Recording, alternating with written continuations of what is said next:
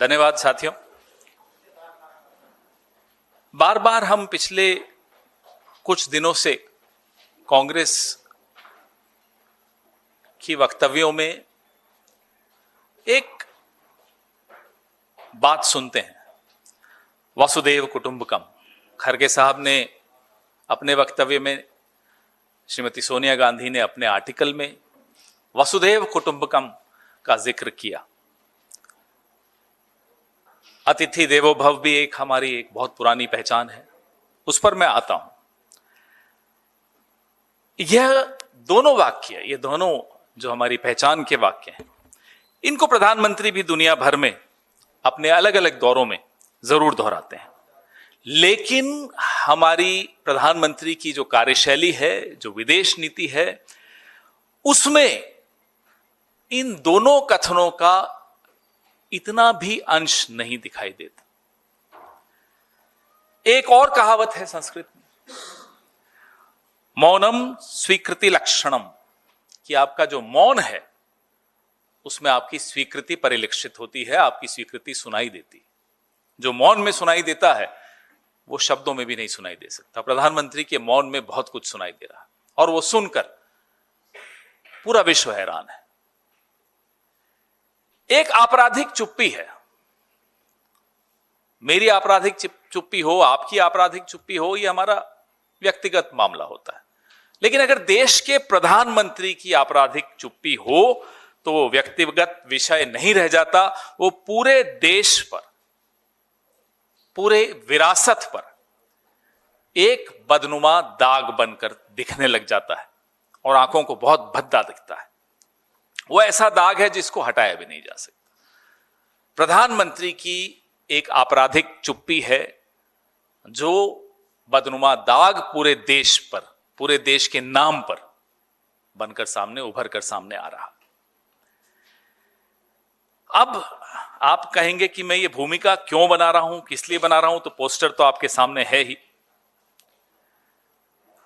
अभी कुछ दिनों पहले जब बजट सेशन चल रहा था तो यह बात तो साबित हो गई कि प्रधानमंत्री कॉम्प्रोमाइज्ड हैं, प्रधानमंत्री दबाव में हैं, प्रधानमंत्री एप्स्टीन के दबाव में हैं, गौतम अदानी के केस के दबाव में हैं। किस दबाव में हैं? अब ये अगर कौन बनेगा करोड़पति में ये 2-3 ऑप्शन भी दें तो सारी ऑप्शन सही साबित होंगी, उसमें आप जो भी टिक कर दोगे सही होगा। लेकिन जो अभी कुछ दिनों पहले हुआ वो किसी की भी समझ के बाहर है। प्रधानमंत्री इजराइल गए तो वहां शुरू कीजिए कि क्यों गए साहब, कारण क्या था? तुमने बुलाया और हम चले आए, जान हथेली पर ले आए। सच में, वाकई दिल तो हथेली पे लेकर घूम ही रहे नेतन्याहू के आसपास, जान भी हथेली पे लेकर चले गए। ऐसी क्या मजबूरी है कठपुतली नरेश कि वो धागे हिलाते हैं और आप नाचना शुरू कर देते? क्यों गए थे? क्या हासिल करके आए? आपके आने के 48 घंटे के भीतर एक गैर कानूनी जंग इजराइल और अमेरिका ने ईरान पर छेड़ दी। गैर कानूनी, अमेरिका की कांग्रेस से कोई अप्रूव नहीं हुई है, पास नहीं हुई है, गैर कानूनी जंग है।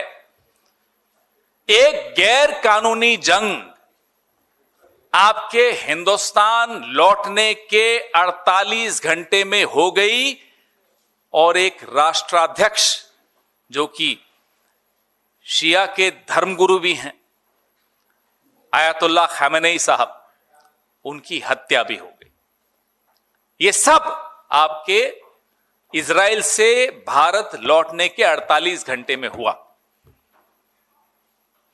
क्या आपकी ये आकस्मिक यात्रा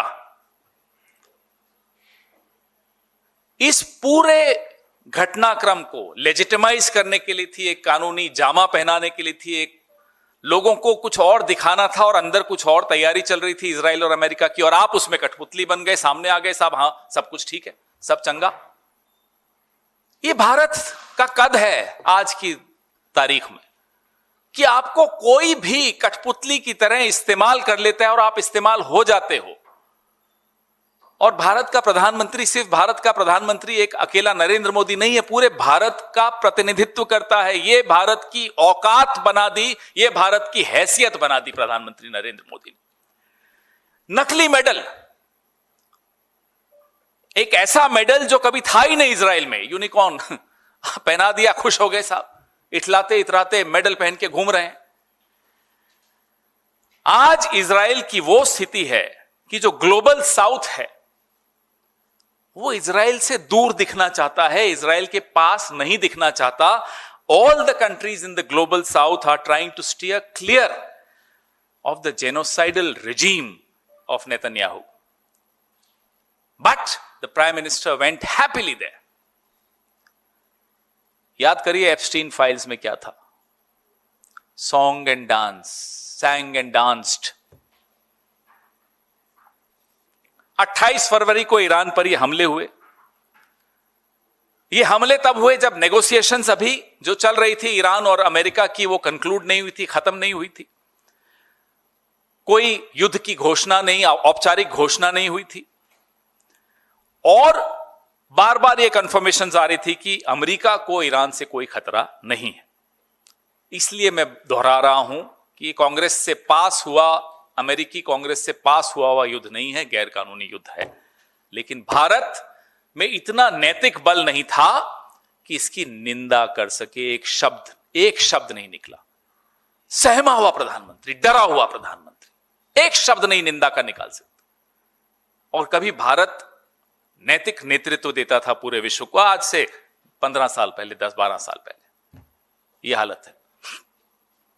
1 मार्च को जो सुप्रीम लीडर ईरान के आयतुल्लाह खामेनेई साहब की हत्या हुई, जैसा कि मैंने आपको बताया, इंडिया ने, भारत ने, मोदी जी ने एक शब्द निंदा का उस हत्या की नहीं निकला उनके मुंह से।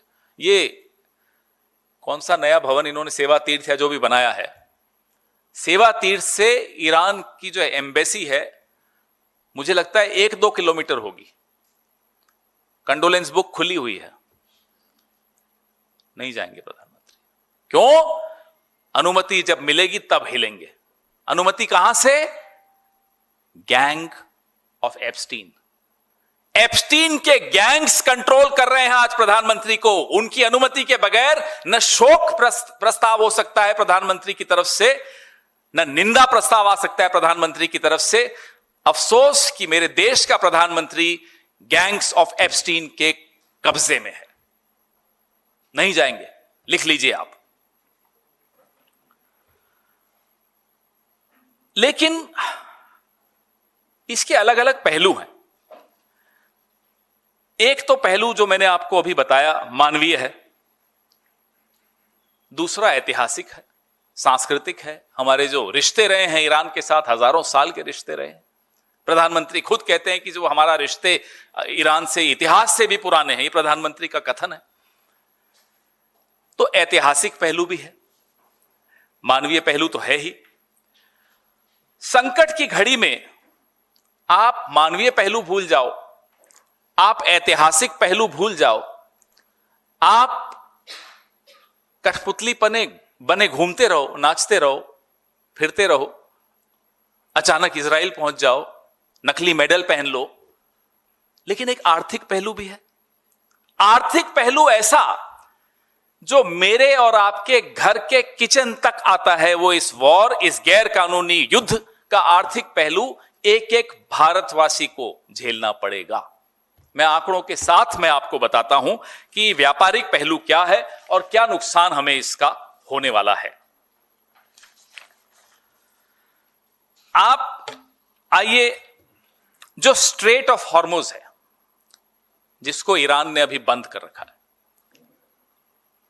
ईरान ने 2 देशों के लिए वो स्ट्रेट ऑफ हॉर्मुज उनके जहाजों के लिए खोल दिया, चीन और रशिया।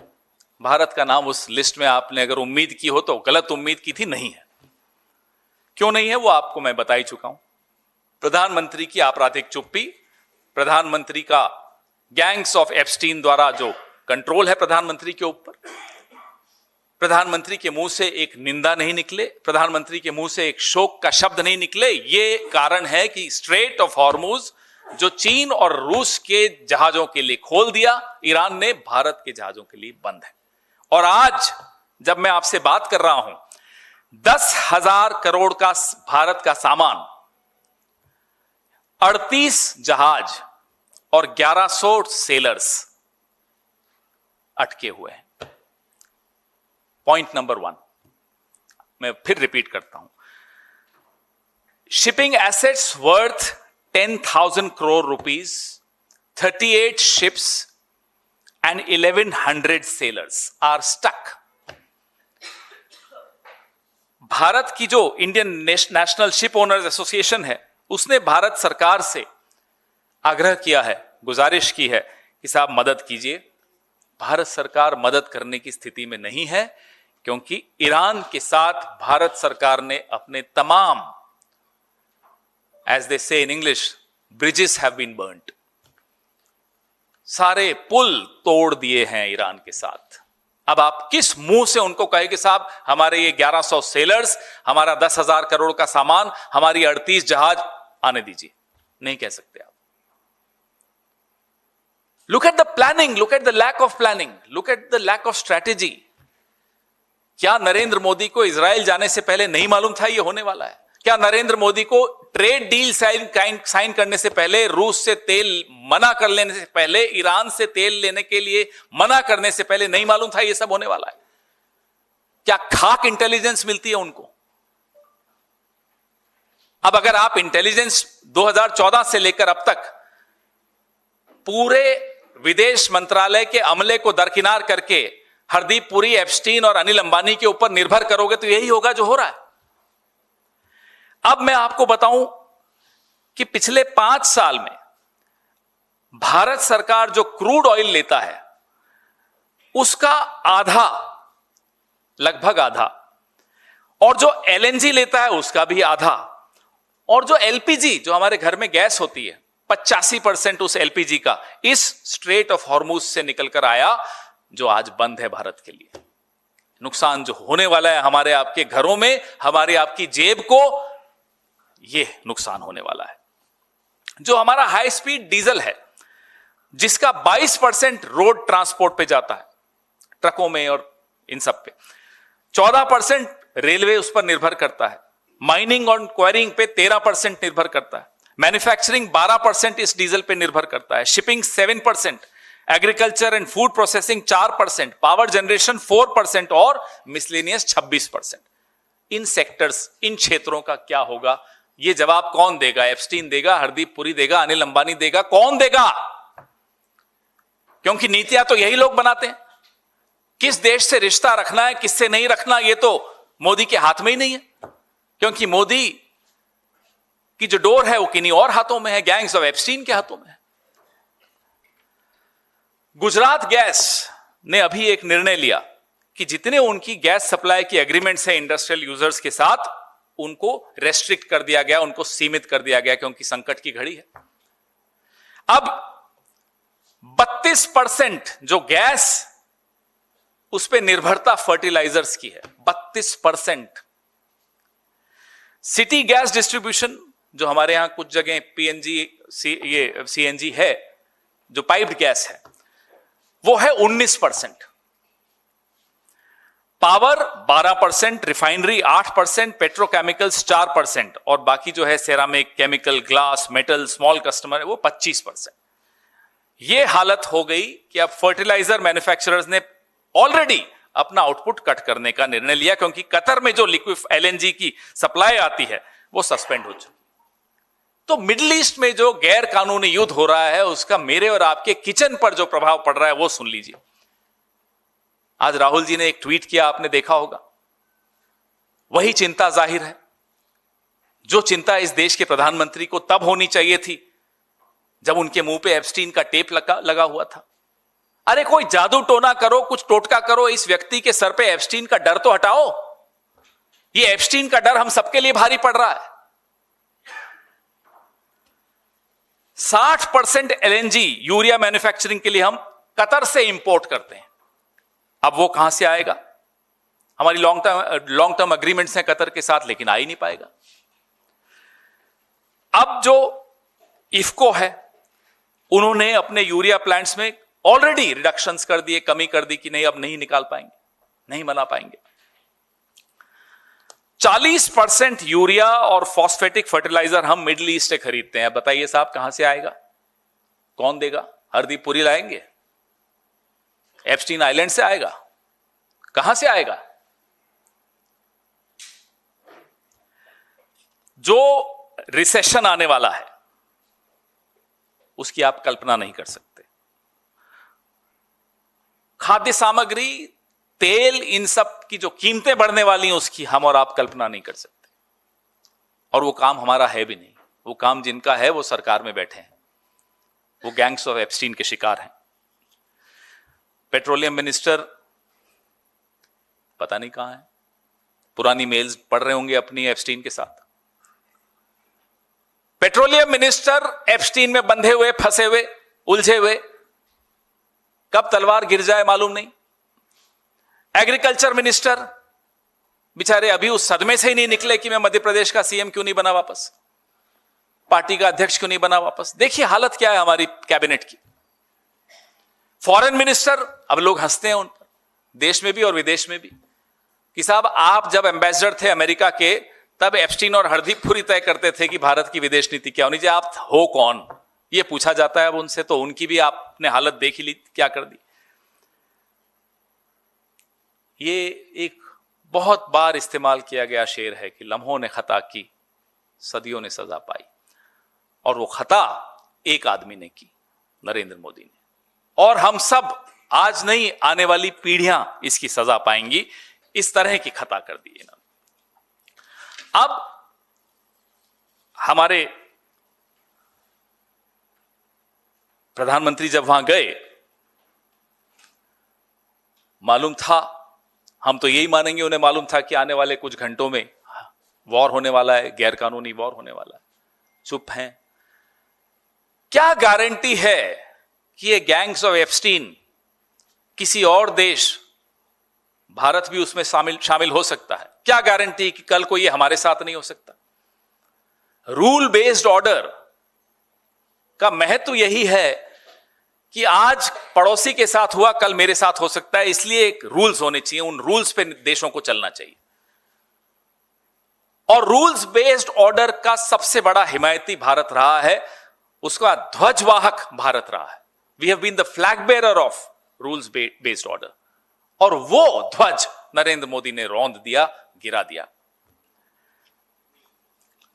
आज ये हालत है कि मोदी तो चुप हैं, खामेनी साहब की हत्या पे चुप हैं, गैर कानूनी युद्ध जंग में चुप हैं, लेकिन जो विरोध के लिए सड़क पर आए, वो सांसद हो, वो किसी शहर का पुराना भूतपूर्व मेयर हो, एफआईआर हो रही है साहब कि खामेनी साहब की हत्या के विरोध में आप रोष व्यक्त नहीं कर सकते, आप शोक नहीं कर सकते, आप मातम नहीं मना सकते। ये मेरे देश का लोकतंत्र है। सांसद रूहुल्ला मेहदी साहब की बात कर रहा हूं, उन पर एफआईआर हो गई, मातम भी नहीं मना सकते। ये इस देश की आज लोकतंत्र की हमने हालत कर दी, हमारे गैंग्स ऑफ एप्स्टीन ने। वो जरा चलाइए। अब मैं कल की घटना पे आता हूं। एक महासागर विजन थी हमारे देश के प्रधानमंत्री की, महासागर, ऑल बोल्ड में लिखा होता था महासागर। चलाइए वीडियो। खोजने में इन्वेस्ट करें।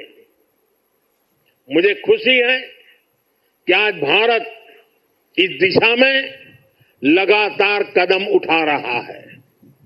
भारत पूरे इंडियन ओशन रीजन में फर्स्ट रिस्पॉन्डर भी बनकर उभरा है। बीते कुछ महीनों में ही हमारी नौसेना ने सैकड़ों जानें बचाई हैं, हजारों करोड़ रुपए के नेशनल और इंटरनेशनल कार्गो की सुरक्षा की है।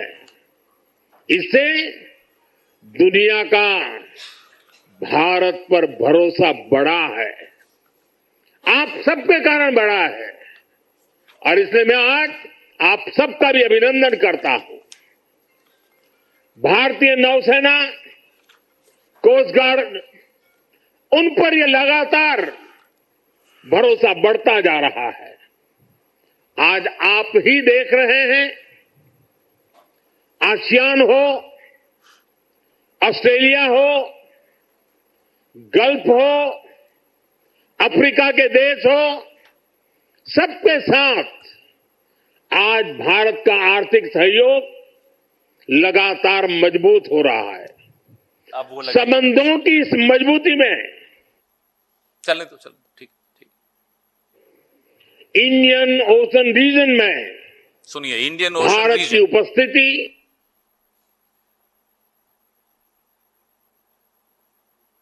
ये पूरा इंडियन ओशन के हम पहरेदार अपने आप को मानते थे और थे, इसमें कोई शक की बात नहीं। मैं उदाहरण देता हूं, मैं उदाहरण ये दे रहा हूं कि 2018 में एक यॉट थी, गोवा के आगे इंटरनेशनल वाटर्स में थी। दुबई की प्रिंसेस लतीफा को हमने उस यॉट को पकड़ के उनको गिरफ्तार किया था, इंटरनेशनल वाटर्स में किया था। तो तब तो हम इंडियन ओशन के पहरेदार थे। अब हमारा मेहमान, मैंने शुरू में अतिथि देवो भव कहा था ना, हमारा मेहमान एक ऐसी एक्सरसाइज में हमारे निमंत्रण पर भारत आया, ईरान का ये वेसल। और जब इस तरह के आयोजन होते हैं तो कोई भी मेहमान देश की जो शिप्स होती हैं उसमें हथियार लाना अलाउड नहीं होता, ये सेरेमोनियल होते हैं।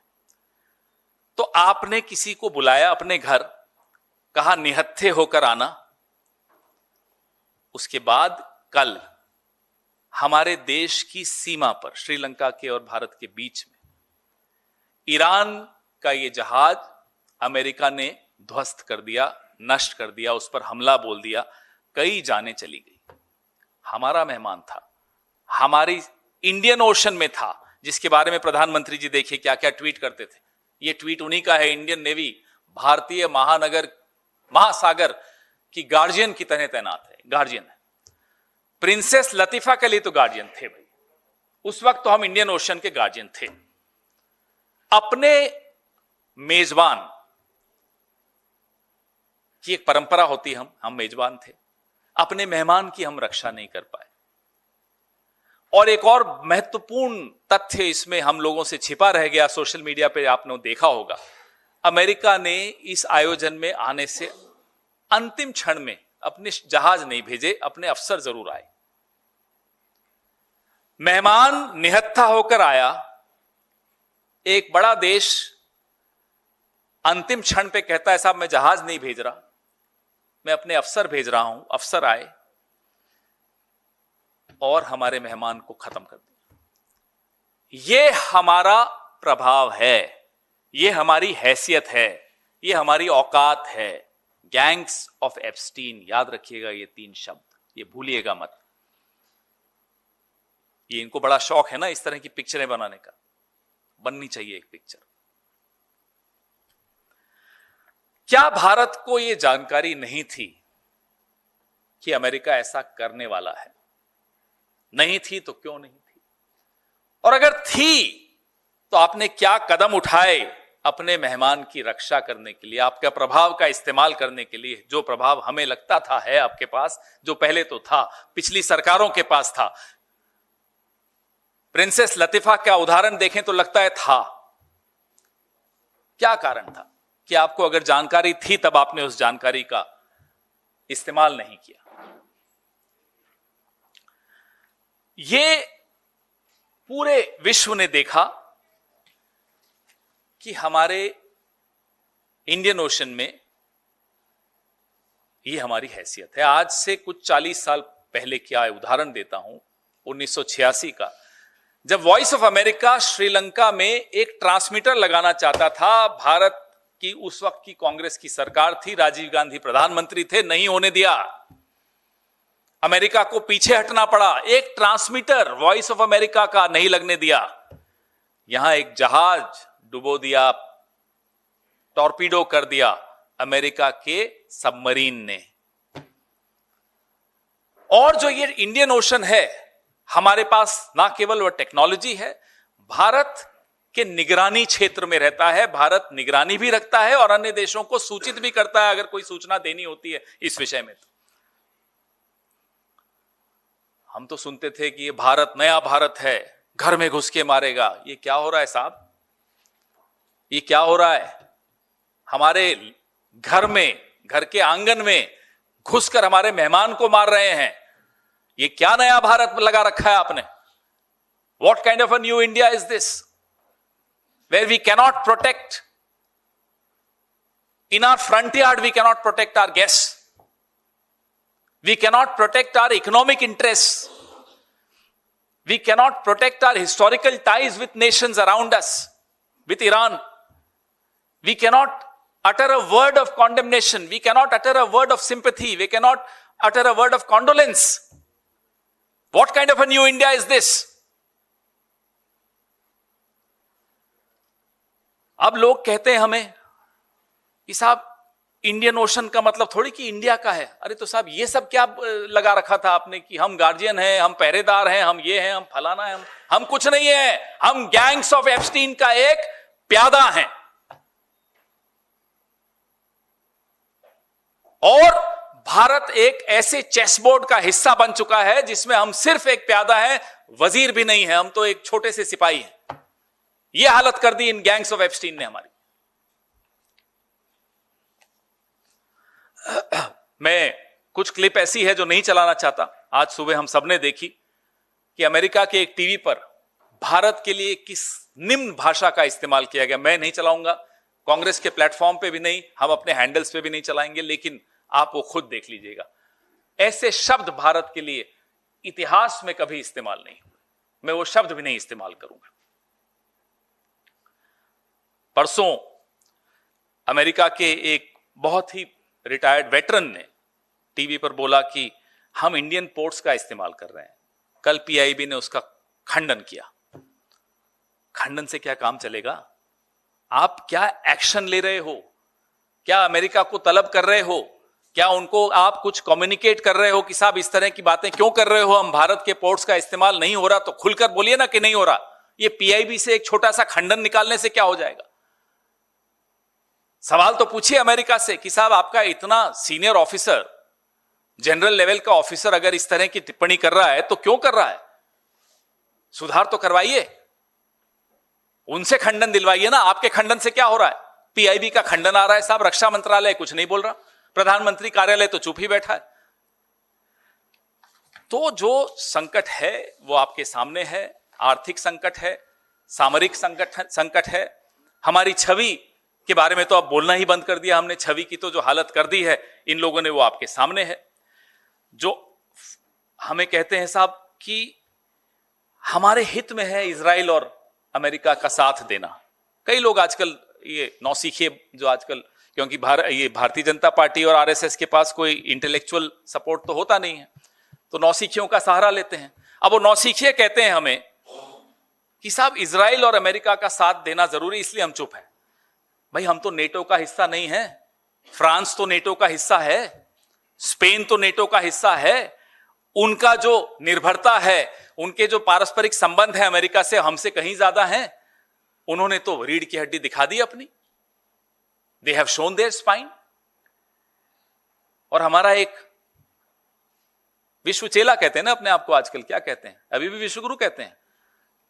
विश्व चेला, स्पाइनलेस विश्व चेला, चुप। तो अब आपको तय करना है, अगली बार कोई कह देना आपको विश्व गुरु, तो ये सब बता देना ये विश्व गुरु।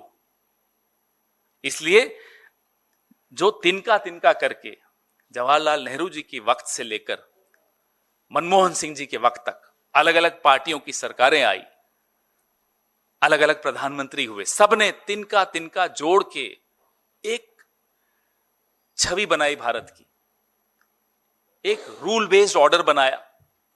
उसको एक झटके में विश्व चेला ने खत्म कर दिया।